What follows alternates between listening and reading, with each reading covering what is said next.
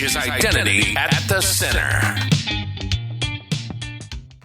Welcome to the Identity at the Center podcast. I'm Jeff, and that's Jim. Hey, Jim. Hey, Jeff. How are you? Not so bad. Yourself? Hey, good, man. We're in the land of the mouse. Yes. Mickey Mouse. Mm-hmm. And we're at InfoSec World 2025. As you can see from the background banner. Yep. So we've got a little recording booth. It's out on the expo floor. And I've had some great conversation already. One thing that you can be sure is clear is that identity and the world of identity is on the mind of the information security practitioner. Yeah, well, I don't think you can avoid that in any specific way. I mean, it's everywhere. You could say it's at the center, like some podcasts.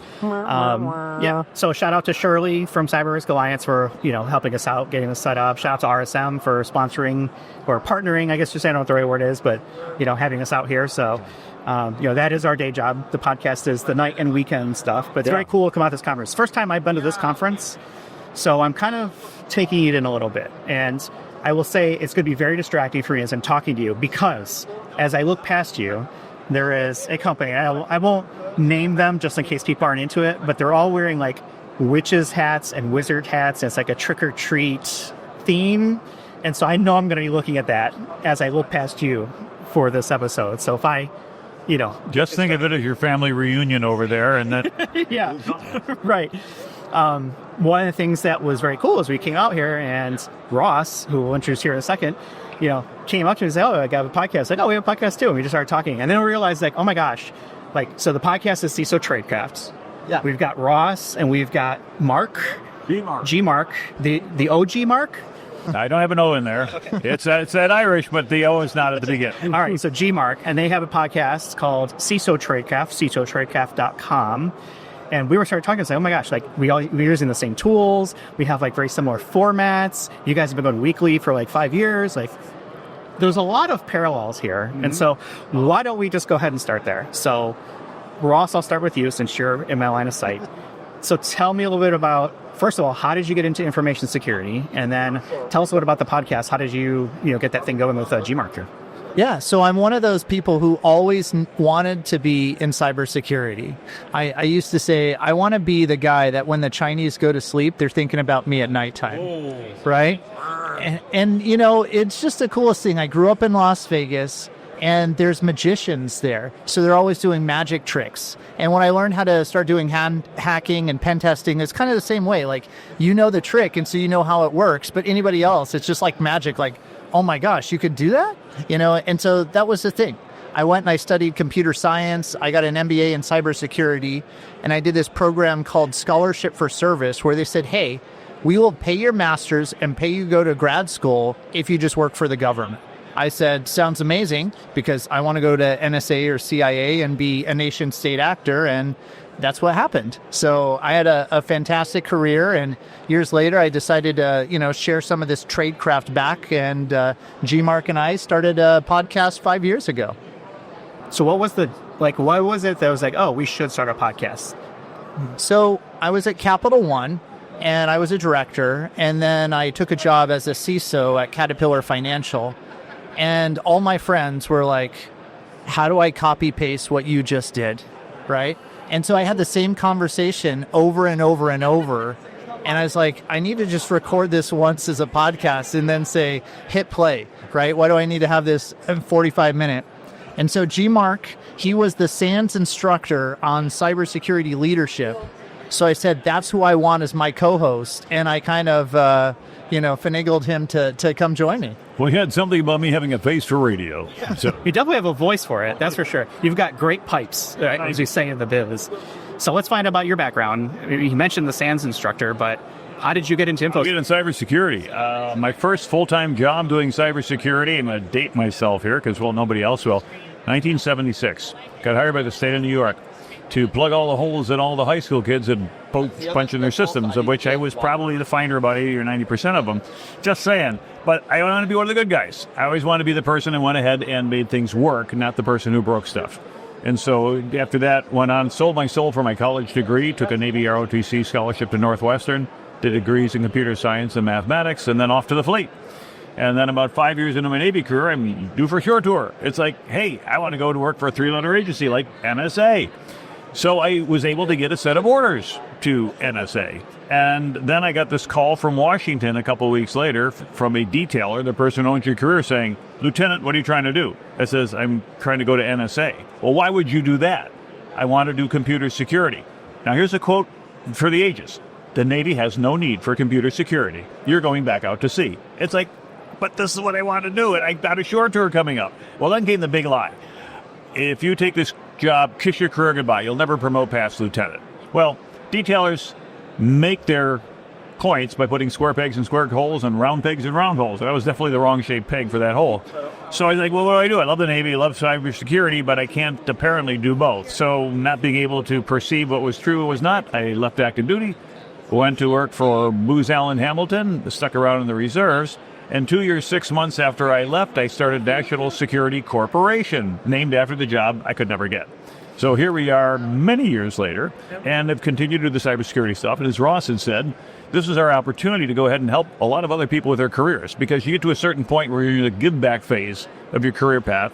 And I'm trying to see what can I do to help the next generation of cybersecurity experts not just know the technical merit of things, but how do they navigate their way through their technical part of their career, through their management years, into their leadership years, and ultimately become enough political awareness to be successful as a C-level. So you mentioned the P word, politics. Yeah. Comes up everywhere. And Layer 8, yeah. Yeah, and it's something that people have to deal with. So I got to ask, that Navy person that told you there was no career there, Right. Did you ever touch base with that person again?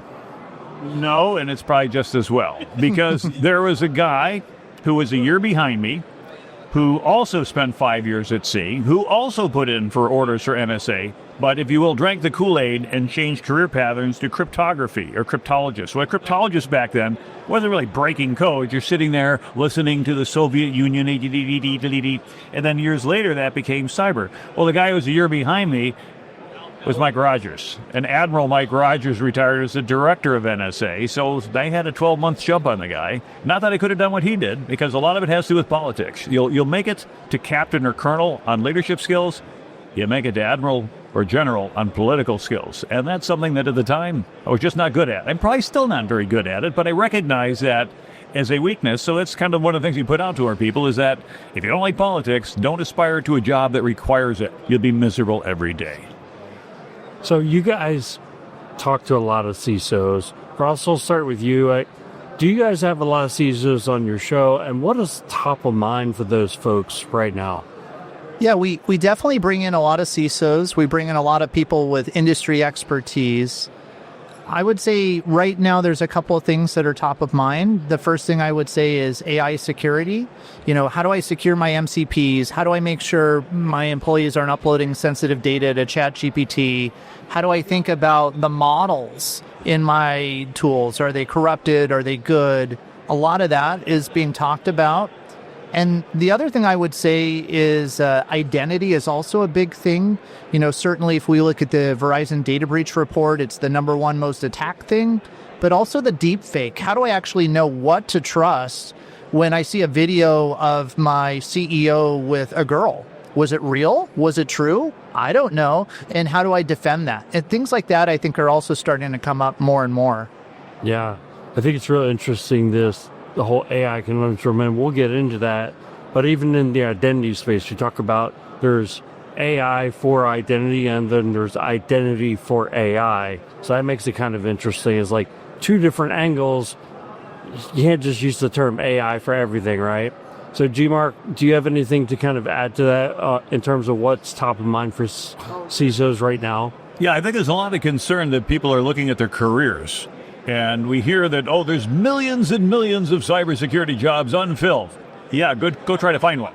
But what we're also finding when you talk about AI and those careers is that there's a lot of pressure from organizations to control costs. There always is. But now they're saying, don't hire any junior people, just turn it over to AI. What we run the risk of is creating a vacuum in our career pattern where there's going to be 1 or 2 or N years of few to no people, so that when you need them at year 3 to 5 to 7 to 9, unless AI gets super, super complicated, they're not going to be there. And the other thing is, Ross was talking about, was identity. And you talk about identity at the center. I'd also assert that identity is your new perimeter, because you can't rely on a firewall to say everything is behind the firewall. It just don't get behind that, because everything is distributed. And ultimately, the attackers are saying, yeah, your technology is pretty good, 0 days are pretty expensive, but boy, if I could become you for a day, look at all the damage I can do. And then, as Ross had mentioned, with the deep fakes and some of the really quality tool sets that are out there, as a CISO, I'm not so worried about the technology breaking as I am my people holding the door open for the bad guys, because they didn't know any better. And it's kind of on us to make sure that everybody realizes just what those capacities are out there. And I'll just share go ahead. And I'll just share one more thing that I thought was really interesting about identity. IAM's just released a paper on their blog where they showed the cost of identity between a small and a medium and a large company. And there were no economies of scale. That means if you're a Fortune 100 or Fortune 500, you're paying more per person to do identities than a small company. So there's a lot of opportunity to innovate, because it shouldn't get more expensive. It should get cheaper.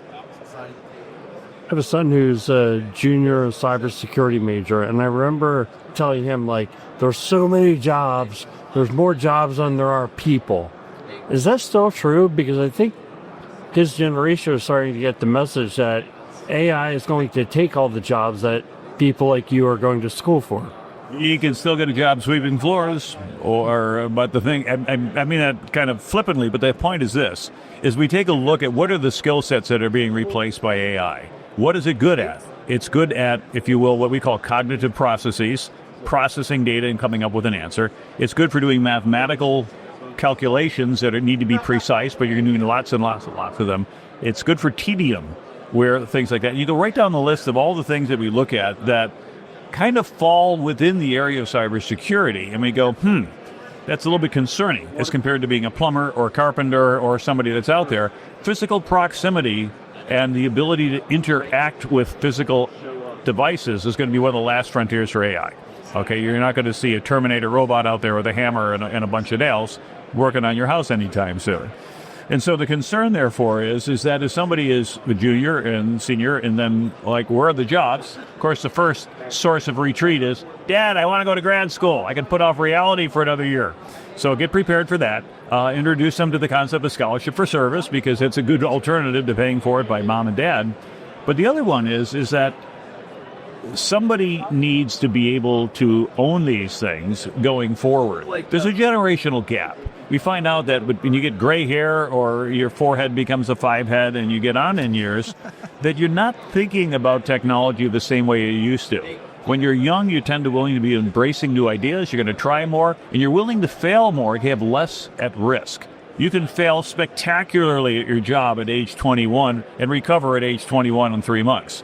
But try doing it at 50 or 60 and lose everything. It's a little bit harder to start over at that point. So I think what you're going to find then is the way that you'd portray yourself going into the job market is make the lack of years of experience an asset. I'm not beholden to any old ideas.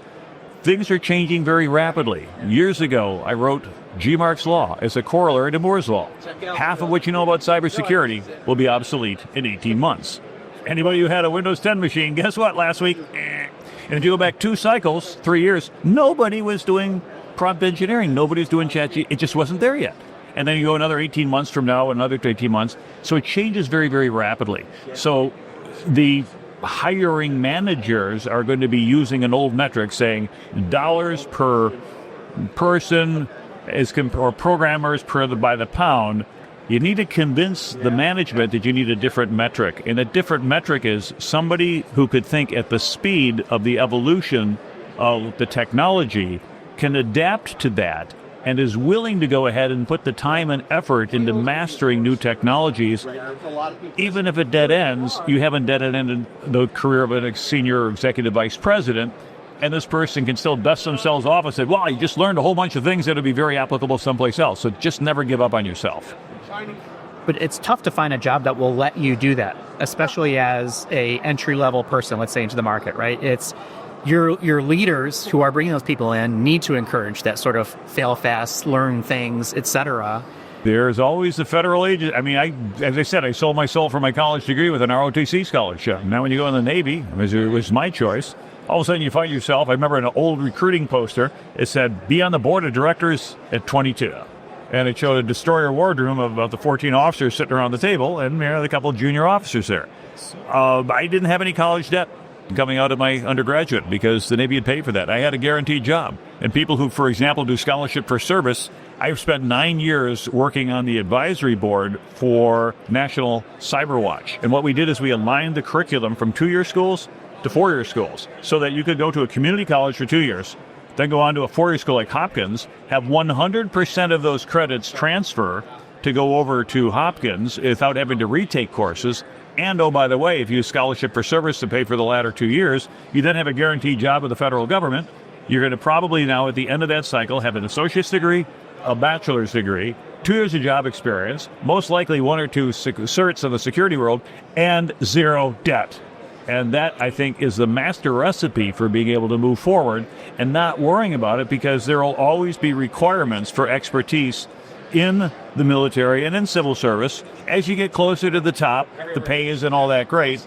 But when you're 22 years old and you've been living in a dorm room, what's the difference whether you're making X or 1.3X? It's still your life, and you'll be fine. You've got grab that experience and go with it. It's very fungible later on.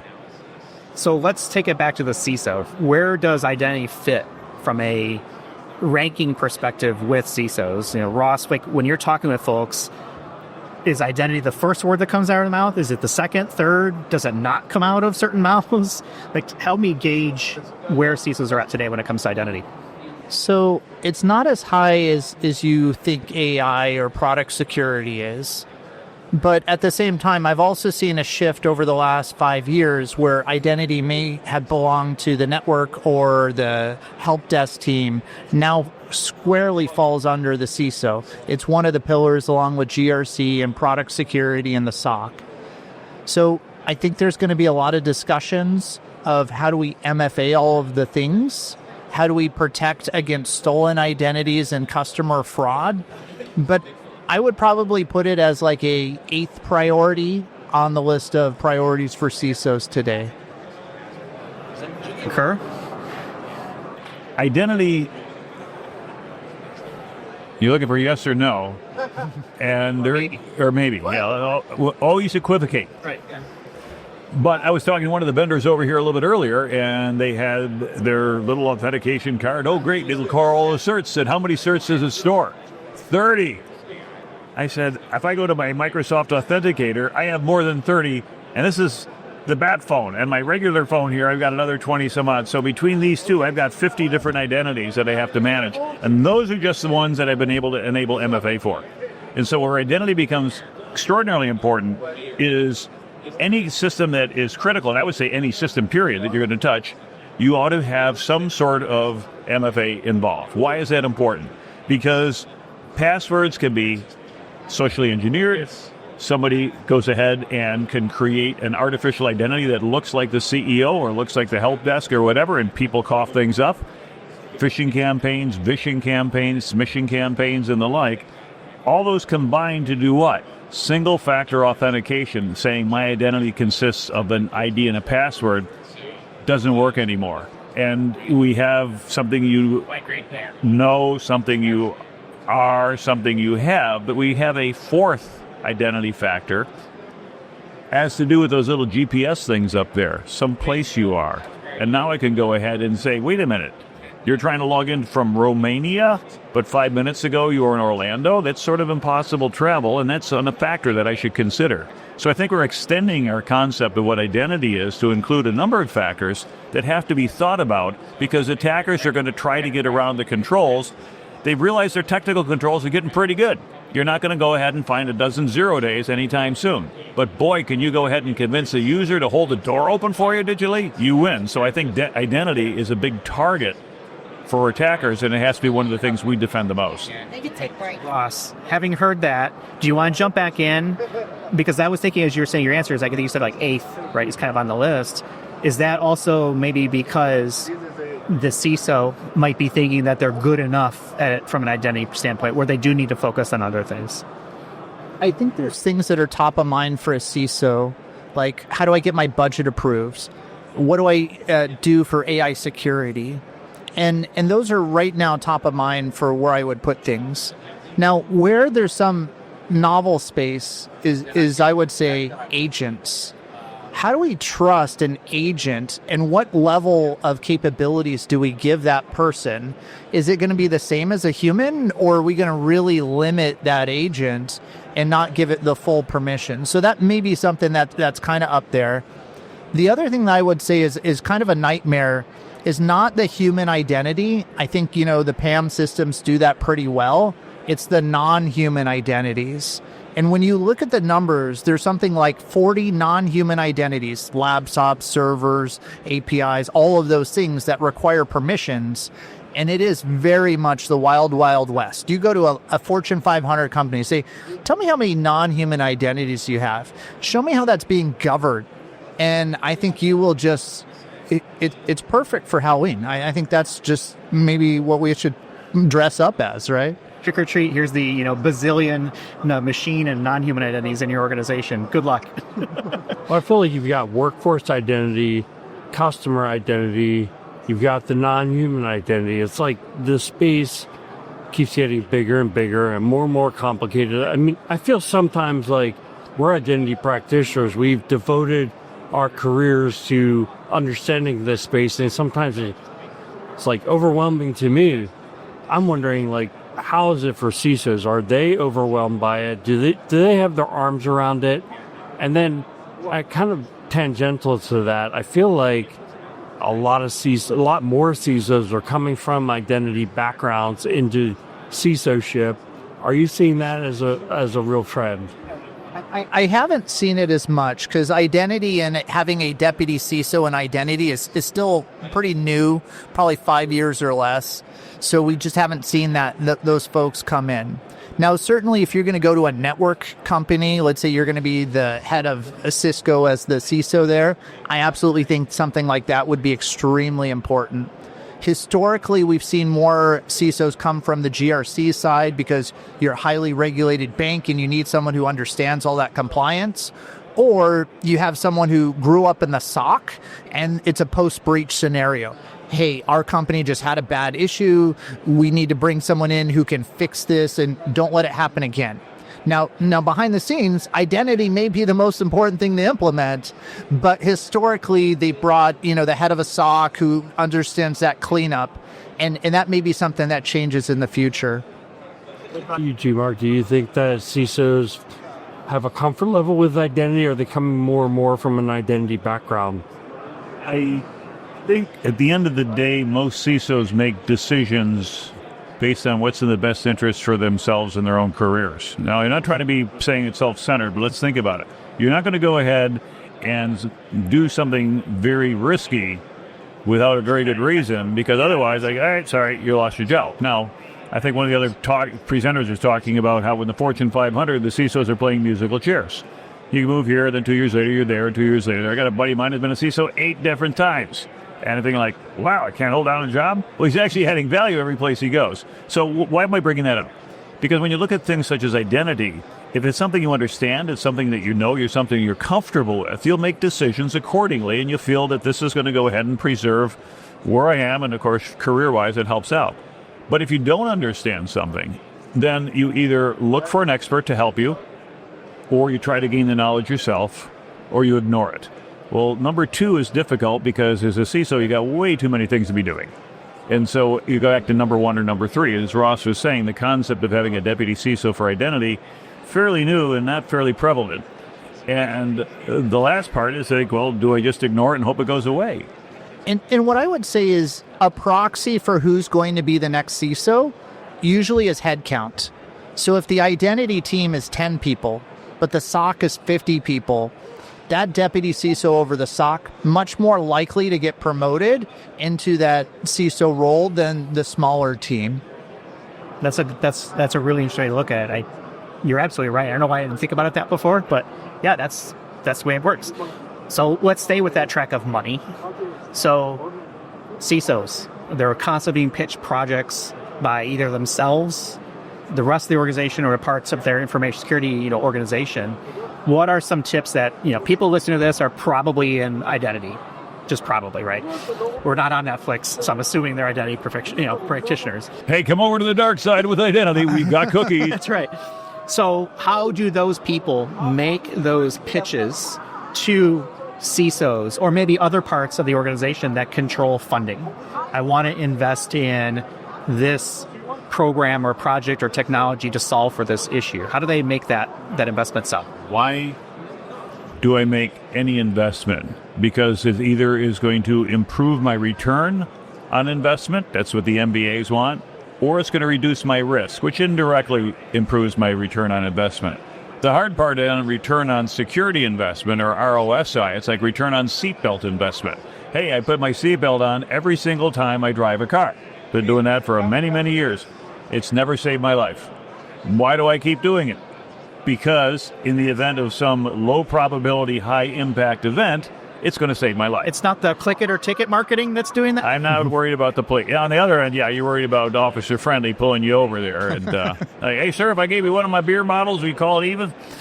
But what we take a look at then is, if I can't educate the CISO because he's too busy, can we then do it incrementally? And what do I mean by that? One of the things that Ross and I have built with the CISO Tradecraft podcast, which, as you said, we're down with 5 years, 256 episodes, is we've created bite-sized chunks of knowledge that are what we consider high nutritional value. There's no marketing fluff in there. We don't keep talking just, we still got another 37 minutes to go to fill out the podcast. We're done. But the idea there is that we're trying to create a place, a watering hole, if you will, for CISOs to, not in the negative sense of watering hole where you go and get malware, but you get smart. And you get a little bit smarter every day. So for somebody trying to get their CISO or their executives to understand why they should fund identity, help them get smart a little bit at a time. It doesn't mean you can't sit them down and make them listen to an 8-hour seminar, but 3 minutes here, 5 minutes here, a little discussion there, and make it around how it provides a better return for the business and an alternative investment. What would happen if somebody like the CFO believed that the CEO told her to transfer $8 million for a special private acquisition that nobody's supposed to know about, and here's the data for this bank over here in Asia? Well, that could be very expensive if it goes sideways. And now you can demonstrate that with some of the deepfake technology to say, watch this. Would you believe it? Well, there's even the story last year, I think it was Malaysia, right, with the bank that got hit by $25 million. Because now this was, in my mind, very clearly targeted because it was, this poor person joins a call, a Teams call with the board or something, and every single person on that call was not a real person. Clearly that's targeted, but that just shows like it's getting easier to pull that off. It's getting harder and harder to detect that. So it used to be, you said, hey, if you're a fake, put your hand up in front of your face. Well, now the deep fakes can do that. So last one I saw, it said, hey, draw, if you're doing like an interview, for example, you want to make sure this person's not from DPRK, draw a smiley on a piece of paper and hold it up. Well, AI hasn't quite figured that out, but it will. Yeah. So ideally what it comes down to is to have either unpublished knowledge that's shared mutually or what we call like a code word. What do I mean by that? Hey, what did we have for dinner last night, Ross? Yeah, maybe you're not Ross. But if we said, we just grazed the buffet and we snarfed a whole bunch of free food from the vendors, that's what we did. But another reation why nobody wants pictures of their food on Instagram, because now you can social engineer and say, okay, well, now I know what Ross had for dinner last night. I'm not saying you do that, but it'd be an interesting point. So what we find then is that the sources of where these dangers are coming from are ourselves. As you had indicated, hey, here's my dinner, here's on Facebook, here's what I'm doing, here's my whole life story up here, here's my home address and things such as that. And then what we find then, and put yourself up on LinkedIn or on Facebook or one of the other identity sharing pages, and I'll use that term specifically, is that it makes it easier for adversaries as well. Salt your data, throw a little bit of fake stuff out there so you know that a person who knows you would not use the salted data, but somebody who doesn't know you would like, oh, yeah, well, we went out for such and such. Okay. I'm 6'2", salted right Your there. child named Rudolph the reindeer. Ross, let me ask you a question around that idea of getting funding. If I am, let's say, starting out, and I've been brought in to kind of kickstart the IAM program for an organization, what are some of the questions that I should be asking myself to be able to make that case to a CISO to say, okay, it's risk-related or it is return on investment? I don't know yet. How do I figure that out? So I think there's only two real reasons you get something funded. One is risk reduction, and the other is compliance. And I'll just give you the example of compliance first. There are standards, like if you're a bank, you have to meet the New York Department of Financial Services, which is going to require MFA for all sorts of things. I don't really get a choice. I don't want to wear an orange jumpsuit, so I'm going to do compliance to make sure that law is satisfied, especially when I'm the CISO signing my name off on that. So if somebody says we have to do it, that's tier one of what gets funded. The second thing is risk reduction. So I would always go and look at things like the Verizon data breach report and say, what are the most common attacks that we see? Because chances are we're going to get a little bit more of last year. Yeah, there's going to be something new next year where an AI agent happens to go rogue. But I guarantee if phishing and stolen session credentials and those things are bad last year, we're probably still going to see a huge overlap this year. So then I have to say, well, what am I going to do when my employee goes to a random web page, gives up their username, gives up their password, gives up their MFA challenge code? How did I still keep the company safe? Do I have Microsoft conditional access policies? Do I have, really good allow listing on the firewalls that come say, oh, this wasn't from the corporate VPN? What is it I put as these layers of defense because one human got tricked? My whole company can't go down because one person fell victim to fraud. Yeah, and that's how they usually start, right? So shifting gears a little bit, what are you hearing from your guests in terms of how they feel AI is going to impact cybersecurity in the years to come? Ultimately, in cybersecurity, the desirable outcomes is to do things cheaper, faster, and better than last year. So we know the bad actors are going to do things like use AI to write crafty phishing emails, use AI to auto-exploit published CVEs. We're going to have to use AI to safeguard our companies. That means, start vibe coding to fix vulnerabilities. I know that sounds scary, but imagine this. If you have 200 vulnerabilities and it takes you 30 minutes for each vuln to fix it, that means you have to spend 100 hours. What developer can give up just over 2 weeks to go fix it? Probably nobody has that luxury. But if AI vibe coding fixes that in 10 minutes, now I have the ability to go and start fixing things. And I think that's the change. And we're going to also look at that on the SOC. Hey, how do I automate the SOC? Because if the bad guys can automate their scripts and I take a 15-minute coffee break or bathroom break, I'm not fast enough. I need to agentify the SOC operator. Every little thing is going to happen like that. And specifically to identity. If the business unit says we're going to shift to just-in-time identity approvals, well, it better be just-in-time approved because I don't really feel like waiting, a week for 2 people to approve my ticket and sale point so now I can actually get the access. So those types of automation tasks, I think, are really also going to be super important. Yeah, I'm anxious to see, Mark, what did you hear, Brian, for new guests? I think Ross has covered a lot of it. We see what we find out is AI is inspiring an arms race. And the attackers can do more because we've democratized the specialized skills it takes to write really nefarious code. And now it doesn't take anything more than a free license and a little bit of prompt engineering to go ahead and get something that works. So Ross mentions vibe coding. Okay, great. That sounds scary, but do it. If it gets you 90% of the way there, that's 90% better than what you had before. And you go back and then you can clean up the boundaries. And it's also prioritization as well. There's an awful lot of vulnerabilities out there that really aren't critical path for what's critical in our organization. I don't care if somebody steals the trash. I don't care if somebody reads all the garbage as long as it's not from the sensitive bucket. I'm glad you put that caveat in there because I was about to get it. Yeah, I know you're going after that. I can see you squirming in your seat, just ready to jump all over your guest, right, and things like that, coming over the top of the table.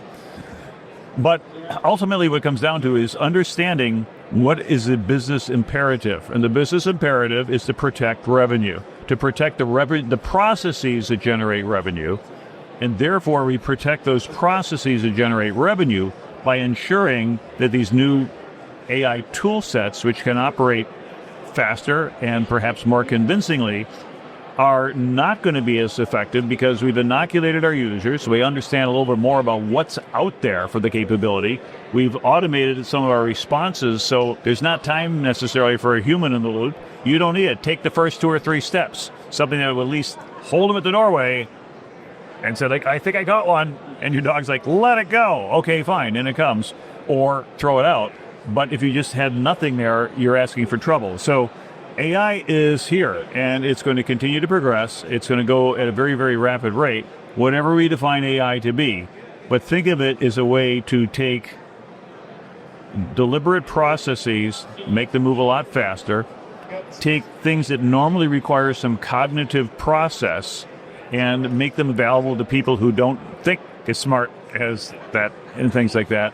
And then allow the nefarious people who are out there who could then distribute this out there to multiple places. If we're aware of what that threat environment is, we can go ahead and better defend. Ross, you guys both brought up the vibe coding. What is your sense for how prevalent that is today? Is it like all coding is going through kind of a vibe coding process now? Or is this somewhere in between, 50% and 100? What's your sense for how prevalent that approach is being used? If we look at the GitHub state of the developer report, what you're going to see is high 80s to 90% of all developers are using AI-assisted coding tools. And that number is only going to go up because it's all about effectiveness. If I can prompt query instead of write code from scratch and searching, I can write way more code faster. Now it's going to have pros and cons. It's going to write crap code and it's going to write good code. And I have to be able to distinguish it. But the problem is the more I start to rely on it, the less I'm actually going to be able to code. I'm just going to say, does it look good? And when I look at that user interface, and if it does, hey, that's good enough for me, submit. If it doesn't, then, I'll just reprompt. So we're going to become dumber in our ability to develop, even though we write more code faster. So I think it's a totally different skill set. And now what we're going to have to do in cyber is we're going to have to shift the trust from the developers to trusting in the supply chain scanning of code as it goes through the CI/CD tools. How do I scan code for regulation adherence? Does this code meet the EU AI Act? Does it meet CCPA or HIPAA? And that's things we haven't really looked for in code. I think that'll be the next generation of where code scanning and vulnerabilities go. So does that leave a gap then, which I think is what you were maybe getting at earlier, is you're missing sort of that middle career almost, right? Where the people who came in, they spent maybe a couple years, 5 years, even 10 years, right, building up their skill set. And then now maybe they're in a leadership position. If there's nobody in that funnel. Yep. And that was the problem we had in the military in 1991, 92, 93. When the fall of the Soviet Union, all of a sudden, like, our peer competitor is gone. Like, I remember seeing a joke ad that put in in the ad, it says, wanted peer competitor who can go ahead and field a Navy, apply at the Pentagon. It was like a help wanted ad. But as I recall, I went to the Naval Academy that year and said, we don't need this many new junior officers. If you've got your 4-year degree and you don't want to put on a uniform, just go in peace. And they're like, really? I can leave? Yep. Free education? Yep. Out of here. And so it didn't go to zero because some people said, no, this is what I really want to do. But we do that planning as senior leaders. We have to plan 10 to 15 to 20 years in advance on the flow of what we do. And maybe we let a little bit more in than we need because we're going to have a requirement through natural attrition. Everybody who starts out at the beginning, by the time you get down to the point where, like in the Navy, you're a captain, you've lost 6 or 7 out of 8, and you want to make 1 star, you're going to lose 199 out of 200. So it gets very, very narrow at the top, and you have to have that to select from. So short-sighted HR and manpower policies that say, let's replace people with AI, it's going to bite those companies. It's going to bite them hard. Now, they're going to have to go turn to somebody else as a source. So what that's going to be is that if you manage to get in now, in 3 to 5 years, when everybody else realizes there's a huge vacuum and there's nobody out there, you can write your own ticket. But you got to talk your way in today. So maybe you go to a company that doesn't understand how to use AI, and then you get in the pipeline and then make that your hobby, because all of us do something in addition to our day jobs. Well, that's the whole point of being a subject matter expert now, is how do you know that the AI isn't hallucinating, right? Making up facts. If you don't have that background, that skill set, that expertise, how are you going to make that determination? Well, it's interesting. You look at the hallucinations that I've found, the more precise, the more accurately you build your prompts, the less likely you are to get a hallucination. And if you understand how these large language models work, where they're just a mathematical correlation between tokens in this case usually being English words. So you feed it a few petabytes of the English language, you let it do unsupervised learning, and it says, the word the often appears before cat, but it very rarely appears after cat. And this repeats, and after a while you start to getting these probability weighties. And then after a while you can say, I can predict things. What do you mean you can predict things? If I say the word peanut butter, it's a little bit like looking at the old Terminator. Bing, bing, bing, bing, beep, beep, beep, beep, beep. Pick that up to peanut butter and jelly sandwich. And then we go, whoa, it's writing something.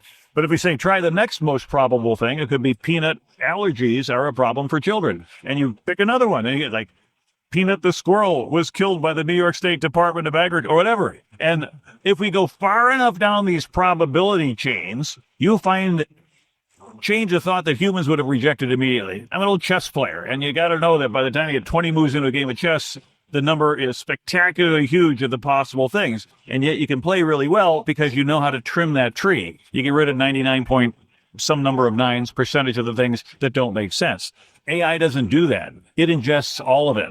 And so what we call a hallucination might be a 0.001% probability, but that's the highest thing that's left, because it has no way of answering your question with those three magic words. I don't know. And if you have an AI model, unless you can prompt it to say any confidence factor below this number, I want you to always say, I don't know.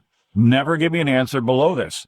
Well, you might get rid of a lot of hallucinations that way, and you'll get some I don't knows, which should be better. And I do that when I go to like Lowe's and I'm looking for something. I say like, do you know where such and such is? And I tell the guy, an honest I don't know is better than a wrong answer. Because I can tell he's puzzled. He's like, yeah, I'm not sure. I says, thank you for telling me you're not sure. Like, people feel comfortable with not knowing. And AI is not comfortable with not knowing. It's got to know the answer. Well, it's got to be a great product, right? And a great product doesn't say, I don't know, at least in the minds of consumers. So I don't even think they're thinking about that. Should it be a tunable item, though, within these large language models, whether it's, OpenAI or Anthropic or Google or Meta, whoever's building these things? Should there be a setting somewhere that says, only tell me if you're X% sure? You might be able to prompt that in, because what you have with these... Should I have to prompt it in? Should I have... With the AI LLMs, here's the thing here. Because if you take a really low probability thing, you might say, hey, this thing just invented a new drug, or it's discovered a way to fold a protein that nobody would have thought of before. It's because it's a 0.00001. It just happened to be right. It's like winning the lottery. Statistically, someone's going to win the lottery. Statistically, I will never win the lottery. Okay, I'm okay. Hey, you won by being on the identity side. I'm comfortable with both of those things. So when we look there at the LLMs and setting that threshold or whatever and saying, can a user pick that? What you have is a problem called in-band signaling. Now, in-band signaling is a problem, goes all the way back to John Draper, a.k.a. Captain Crunch, and the old SS5s by being able to blow a whistle at 2600 hertz and reset the connection. Because in-band signaling means you inserted data into your data channel and it becomes executable as code. Thank you, von Neumann, for your model. In any case, what happens now is in AI, you have in-band signaling. That's what we call escapes. You can go ahead, instead of it giving the data that it needs to come up with an answer, we're inserting commands because of the way it's designed to do in-band signaling, and we have not yet perfected the way to separate the signal that's valid from the signal that's malicious. And that's really where the research needs to be done. And I guess they're trying, but I don't think the current models support that just because of the way they're architected. So should it come with a minimum threshold? It does. It's 0. Should you be able to set it higher? Try it. I haven't tried it yet. Go back to ChatGPT, and any answer below 0.0001% or whatever, don't tell me. And then ask it some stupid question. And keep doing that until you get a threshold where you get an I don't know, and then maybe you'll feel comfortable with it. Ross, you've been looking on. Do you have thoughts on this? Say the question one more time, and then I'll. That happens with old age. The second thing that goes with old age is your memory. I forget the first. Well, I guess my question is should the consumer, whoever the consumer is, of a AI product that is using a large language model to make a statement, right, or answer a question, whatever it may be, should the consumer have the ability to tune it to say, okay, if you're not sure to X%, don't give me the answer? Because I have not seen that as a out-of-the-box configurable setting. Now, can you prompt it? Maybe. I haven't tried it. I will. So I think you're right. I think you're right. I haven't seen that feature, but I'll give you a different view. If you were to ask ChatGPT, tell me about X, it'll give you a text response. But if you ask something like Perplexity to give you a thing, it will be like a college essay where it cites all of those things. I think that is going to become the new norm. Where I should be able to have a pedigree and lineage on everything, and then I can actually go and verify. Now, sure, there may be a hallucination problem where it invents this thing, but if somebody does the due diligence and looks it up, then you should be able to say, wow, this is from a trusted resource, right? Yeah, that explainability. I remember the early part of AI was, here's just an answer, right? And then, I don't know who started it first. I want to say Bing actually started it. Yeah, but at least in the AI world, it's like, now you start to see these little numbers and asterisks and like, okay, it's starting to that. And now I'm seeing it almost all the AI products. Try pulling the strings up on it. I know that, and it's getting better all the time, but I remember trying some early stuff with some of the OpenAI products, and it gave me a bunch of references, and every last one of them was a 404. So it was hallucinating the references. So that's... Or worse, it's vibe coding its own answers. And all of a sudden it's a web page that looks real. Maybe the trick is we ask one AI to validate the other AI's output. Because they're, then they have to be a syndicate if you really want to get past us. But, if Claude validates ChatGPT and says, no, this is all hallucinated, that's probably a strong indicator, and you didn't have to do all that research, right? Or maybe you ask 3 AIs to say, did the first AI make something up? And if all 3 give you a thumbs up, now you've kind of given a level of trust, right? Well, it's almost crowdsourcing open source. What do I mean by that? If I want to get a whole copy of something like TrueCrypt, well, first of all, what version do I get? And then if I go ahead and I look around for this code, which is in different places, I find 5 of them. I download 5 copies. Well, what do? I do a SHA-256 on it, and 4 of the 5 match, and 1 doesn't match. Which is the good one? Statistically, the good one would be the 4 that match. And the one that's not matching is going to be your malware, because you've got them from all over the place. That's a pretty imprecise science. I don't know if I want to base the security. I don't know if I base this. One might be the correct one. And it's a possibility, and then you assign probabilities to that. But if you have no authoritative source, which is what we're talking about with AI, because if you had the authoritative source, you knew the answer, you go look it up yourself, unless you're stupid lazy, and then you don't deserve your job. But that's this other thing. That's a totally different. This is totally different. That's a different episode. And podcast. But if you're the podcast for the stupid and lazy, the Procrastinators podcast show. We start next week. And listen, whenever. Maybe. Yeah. We've been starting next week for the last several years. But back to the idea of being able to know the fidelity and being able the provenance of data. And really it ties back to identity. It's the provenance of the identity of the information. We think of identity as being human identity, human actors, non-human actors. But what if your information is assigned an identity? That's a little bit different model, but what would you run with that?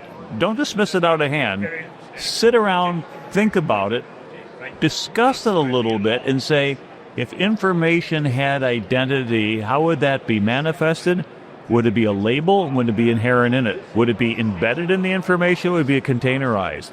How would it interact with other identity providers? Would we have an identity provider for information? How would they validate that identity? And this is a whole, maybe you guys have covered this stuff, but if I were to say, hey, go sit in the corner with a bunch of smart people and invent something, then identity, that's what I would start with. And maybe one of your listeners could be on Shark Tank in a few months saying, hello, sharks.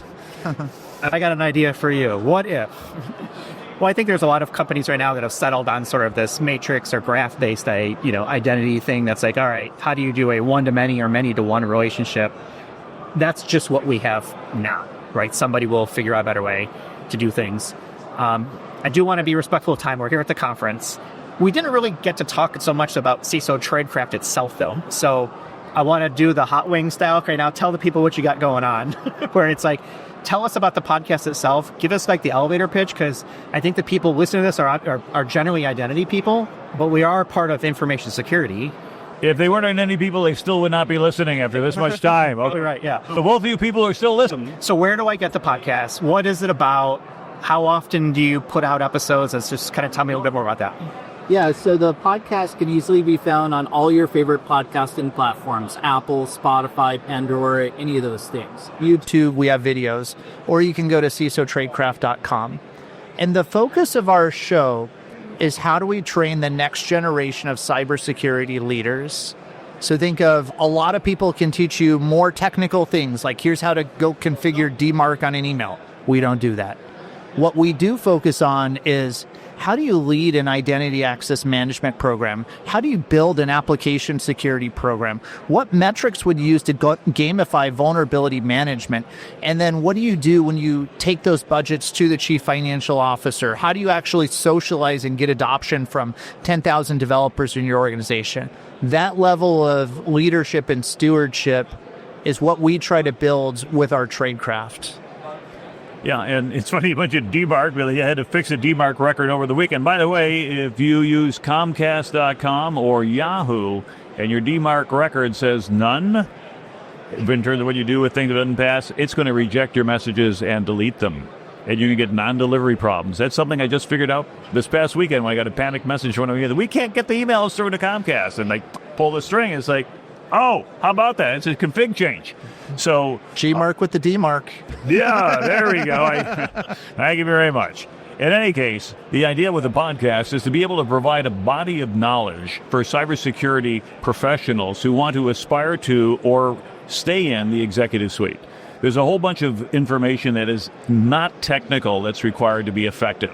The best CISOs are not technical experts. We've had a discussion, CISO versus vCISO. On a vCISO, sometimes you don't have a lot of depth in your IT team, and you might have to roll up your sleeves and climb under a desk. You tend not to do that as a Fortune and CISO. But nonetheless, whether you have a background in GRC, whether it's in technology, whether it's in government, whatever it happens to be, identity, those are the tools that you bring to the job. Our goal is to ensure that you remain aware of what is required to be successful in your job and your career. If you still have a ways to go in your career, how to get to the next level, what are the things going to work for you, and how to stay at the top. This is not really for newbies. A newbie doesn't care about how do you brief a board of directors. Newbie doesn't care about reading a corporate financial statement. But as a CISO, you need to know these skills. So what we've done then is, kind of also the genesis of it is that I used to exhibit at trade shows for years and years. We're talking about, I think you said this is your first info? First for this one, yeah. Okay. I've been for almost 30 years. I spoke here in 1997, 98, and 2000 I had the best attended talk. It was called PK I Don't Think So.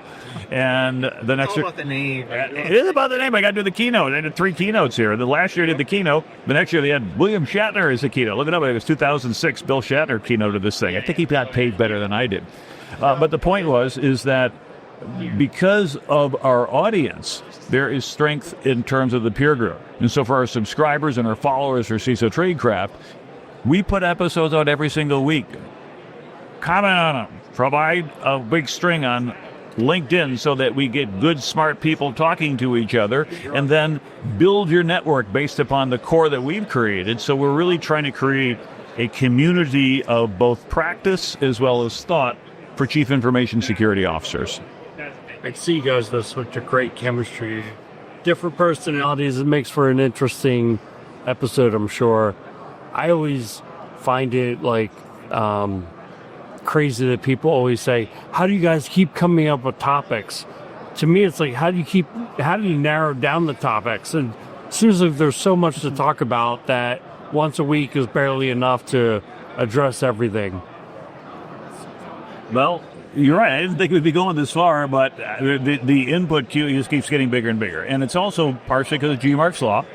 Remember, half of what you know is obsolete in 18 months. So you go back 18 months, And half of those episodes before that probably have been overcome by events. It's a time capsule, right? This is what was happening at that point in time.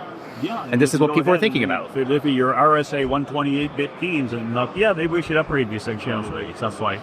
But more to the point, it does provide a historical reference. And because what we do on our GitHub page, if you go to CISOTradecraft.com and click on the GitHub, you'll see it broken out into 10 different domains. So you say, I really want to go ahead and focus on this area of my CISO skill set, rather than that do so, and then boom, these are the 15 episodes that are on that subject. So it really helps people go ahead and pick through the library. We don't have a Dewey Decimal System for it, but something similar.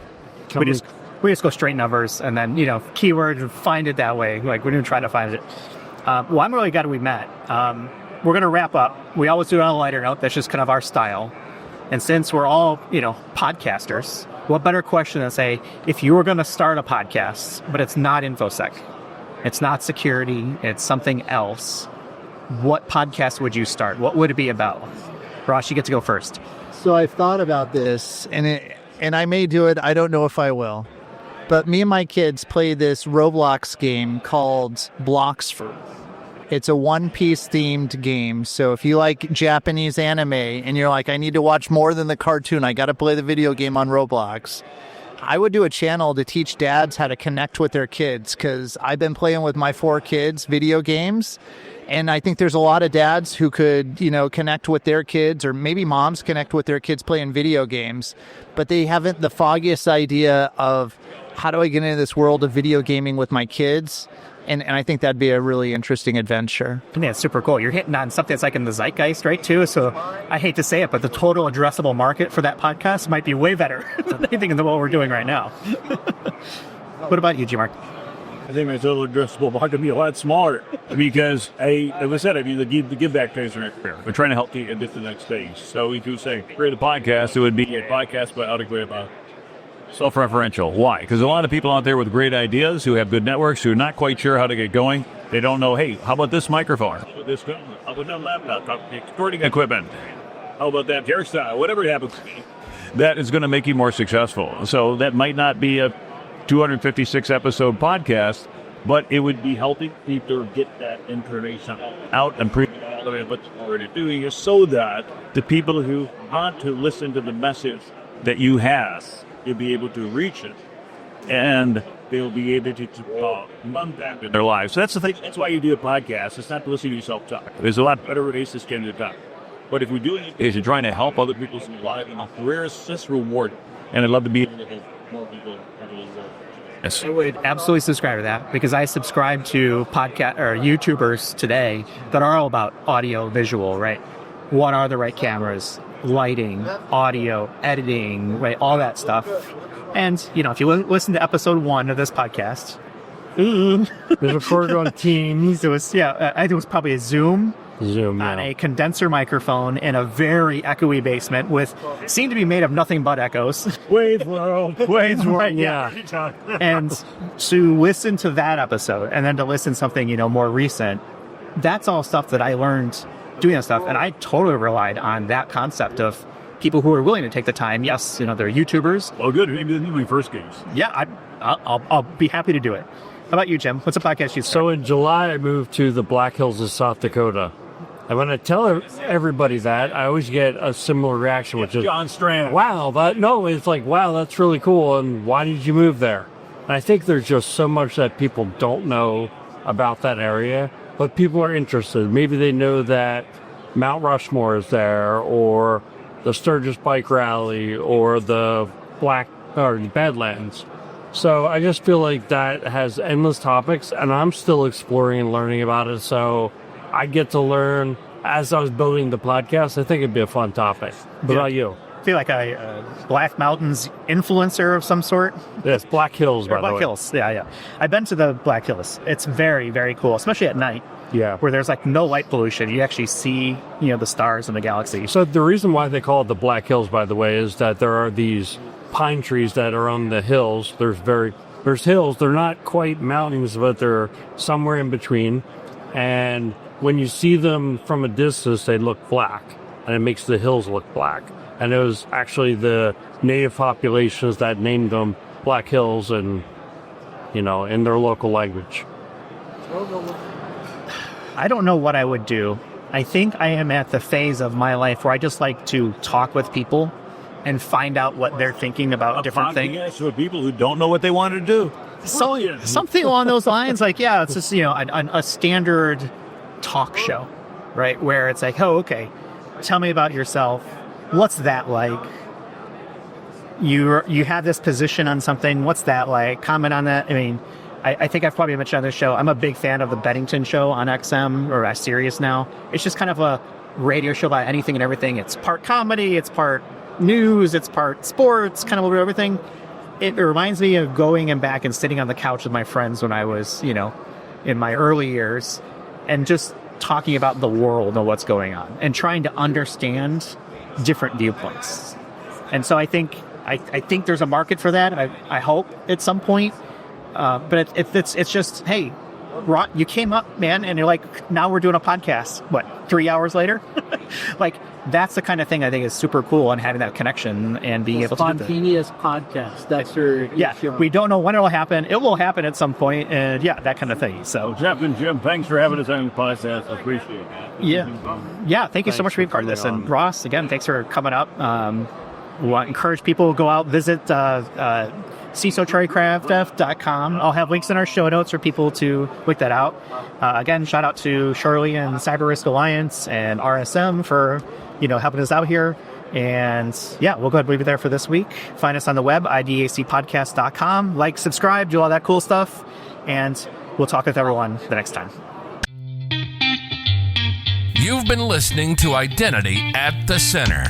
We hope you've enjoyed the show. Make sure to like, rate, and review. And we'll be back soon. But in the meantime, hit the website at identityatthecenter.com. See you next time on Identity at the Center.